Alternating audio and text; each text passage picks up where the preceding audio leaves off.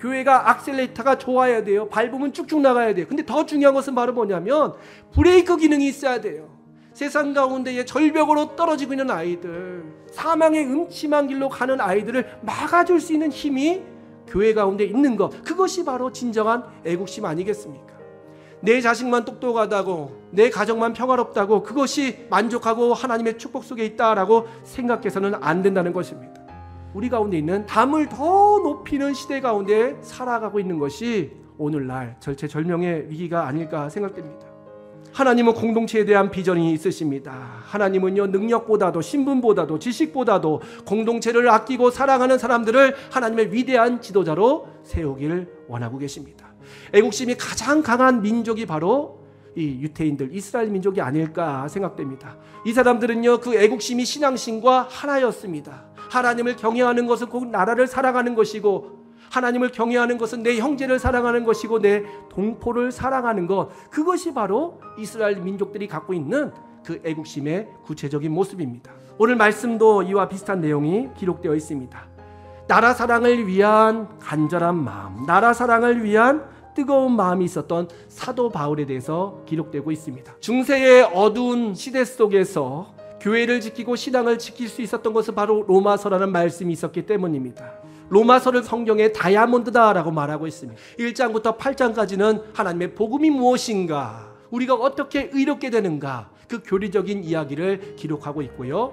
12장에서 16장까지는 그렇다면 그리스도인들이 어떻게 살아야 될지 실천에 대한 말씀이 기록되고 있는데, 그 중간 9장부터 11장까지는 이스라엘 백성들을 향한 간절한 소원이 담겨져 있습니다.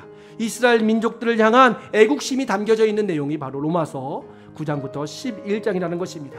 더 정확히 말하면 무너져버린 이스라엘 백성들, 하나님을 떠난 이스라엘 백성들을 향한 간절한 소망과 기대감을 가지고 쓴 성경이 바로 로마서 9장에서 11장 말씀입니다. 8장은 우리가 잘 알고 있는 말씀으로 끝납니다. 그 높음과 깊음과 세상의 어떤 것도 우리의 하나님의 사랑을 끊을 수 없느니라. 하나님의 구원의 능력, 하나님의 사랑을 강렬하게 선포한 후에 갑자기 9장 1절에 보니까 이런 말씀을 선포하고 있어요. 내가 참말을 하고 거짓말을 아니한다. 내 양심이 성령 안에서 나와 더불어 증언한다라고 고백하고 있습니다. 사도 바울이 힘을 줘서 얘기하는 것입니다. 이것은 자기가 권위가 있기 때문에, 할 수 있는 위치가 있기 때문에 말하는 것이 아닙니다. 자기의 양심의 외침, 자기의 양심의 울림을 선포하고 있는 거예요. 로마 교회 사람들이요, 내 마음 가운데 너희를 향한 간절한 소망과 기대감이 있지만 그 말을 하기 앞서 내 양심 가운데 내 백성 이스라엘을 향한 간절한 바람이 있다라고 외치고 있는 것입니다. 3절 말씀해 보니까 또 이렇게 기록되어 있어요. 나의 형제, 이 형제라는 말은요, 원어적으로 보면 동족이라는 말입니다. 곧 고륙, 결례라는 말입니다. 고륙의 친척을 위하여 내 자신이 저주를 받아 그리스도에게서 끊어질지라도 원하는 바로다. 너무너무 놀라운 이야기를 하고 있습니다. 내가 차라리 하나님의 구원 가운데 참여하지 못한다 할지라도 내 유일한 소망이 있으니, 내 유일한 바람이 있으니 이스라엘 백성이, 이스라엘 형제들이 다시 주님께로 돌아오고 구원에 참여하는 것, 구원의 능력을 덧입는 것을 내가 간절히 원하고 바란다라고 외치고 있습니다. 사도 바울의 애국심이 들끓고 있는 거예요. 이것은 하나님께서 나에게 부어주신 그 생명의 능력으로 말미암아 그 너무 좋은 선물을 내 가족에게, 내 형제에게 먼저 주고 싶은 그런 마음이 있는 것 아니겠습니까? 여러분, 맛있는 음식을 드시면 누가 생각납니까? 혹 돌아가신 우리 아버지, 혹 돌아가신 우리 어머니 생각나지 않습니까? 좋아하던 음식이라면 그 음식을 같이 먹고 싶은 마음, 나누고 싶은 마음, 내 사랑하는 가족, 내 사랑하는 형제들이 기억나듯이 오늘 사도 바울은 이 귀한 복음, 이 로마서에서 말씀하고 있는 오직 의인은 믿음으로 말미암아 살리라, 이 축복된 말씀이 내 형제에게도, 내 형제, 내 동포 이스라엘에게도 동일하게 임하였으면 좋겠다라는, 설령 내가 끊어질지라도, 내가 사라질지라도 그러한 하나님의 은혜가 있었으면 좋겠다라고 외치고 있는 거예요.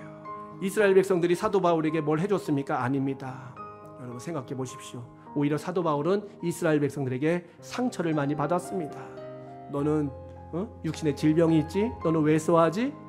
너는 유대인이라는 신분은 있지만 저 길리기아 5지방 사람이지? 너는 로마 시민권이 있다며? 그러면서 사람들이 배척하고 멀리했던 사도 바울이었음에도 불구하고 내 생명이 끊어질지라도 나는 그들을 품겠다. 그들 위하여 기도하겠다. 왜냐하면요, 4절에 그 답이 있습니다. 4절 말씀 우리 자막 한번 볼까요? 시작. 그들은 이스라엘 사람이라. 단 한 가지 이유예요. 하나님의 백성이기 때문에. 하나님의 백성이기 때문에 나는 포기할 수 없다는 거예요. 여러분, 공동체를 한번 생각해 보십시오. 사실 우리 공동체에도요, 마음이 맞는 사람이 있고 안 맞는 사람이 있어요. 나에게 아픔을 주는 사람도 있고 나에게 실망을 주는 사람이 있을 수 있어요. 그럼에도 불구하고 사도 바울과 같은 고백을 한다면 그래도 저 사람도 하나님의 사람 아니겠느냐, 그래도 저 사람도 나와 함께 천국 가야 될 사람 아니겠느냐 하면서 운명 공동체로서의 사명감이 마음에 있었다는 것입니다. 감정적으로 살면요, 우리가 살 수가 없어요. 왜냐하면 늘 상처를 받거든요. 부모 자식 간에도 상처를 받고, 부부 사이에도 상처를 받고, 형제 사이에도 상처를 받고, 목사 성도들 가운데도 상처를 받고, 모든 것이 다 상처로 얼룩질 수 있는 것이 바로 이 세상 아니겠습니까? 그럼에도 불구하고 사도 바울과 같이 내가 내 생명이 끊어질지라도, 모세의 표현을 쓴다면 생명책에서 내 이름이 지워질지라도 내가 그들을 위하여 내 모든 삶을 다 관제와 같이 품기를 원하는 것은 바로 그들도 하나님의 사람이고, 더 나아가서 하나님이 택하신 족속이요, 왕같은 제사장이요, 거룩한 나라요, 그의 소유된 백성이기 때문에 그들을 포기할 수 없다라는 것입니다. 왜 우리 어머니 아버지를 포기할 수 없습니까? 왜 내 자식이 장애가 있고 지능적으로 문제가 있어도 포기하지 못합니까? 내 자식이기 때문에, 내 부모이기 때문에, 내 형제이기 때문에 포기할 수 없듯이 하나님의 사람이었던 사도 바울도 이 유대인들은 지금 악한 행위를 하고 예수 그리스도를 십자가에 못 박았고 지금도 하나님 믿는 사람들을 잡아다가 죽이려고 하는 그런 악한 모습이 있다 할지라도 이스라엘 사람들 아니냐, 야곱의 족속 아니냐, 하나님께서 기름 부어 세우신 그 민족이 아니냐라는 그 사명감 때문에 마치 다윗이 사울을 향하여 저도 기름 부음 받은 자니 내가 그에게 손을 댈 수 없도다 라고 외친 것처럼 그런 마음을 가지고 살아가고 있습니다. 우리 살아가는 성도님들, 우리 이 땅 대한민국 바라볼 때에 어떻습니까? 물질적 풍요는 이루고 전 세계 가운데 막 승승장구하는 것 같지만요, 이 땅 가운데 얼마나 이면에는 끔찍한 죄악이 넘쳐나고 있습니까? 그때 우리 교회가 무엇을 해야 될까?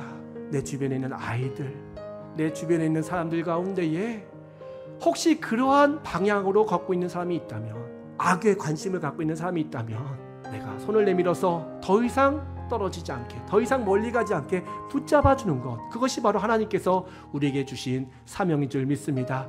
한 주를 살아가면서 나라 사랑의 이 호국 보훈의 달을 맞이하면서 우리 주변에 정말 어려움 당하는 이웃은 없는지, 내가 가르치는 아이들, 내 주변에 있는 아이들 가운데에 분노가 가득한 아이들이 있지 않는지 우리가 기억하면서 그 아이들 품고 이 땅 가운데 하나님의 구원의 역사, 이스라엘 백성, 하나님의 거룩한 땅, 동방의 예루살렘이 바로 이 땅 대한민국이고 우리 제주 땅인 것을 기억하면서 하나님의 구원의 역사에 참여하는 복된 성도 여러분 다 되시기를 주님의 이름으로 축복합니다.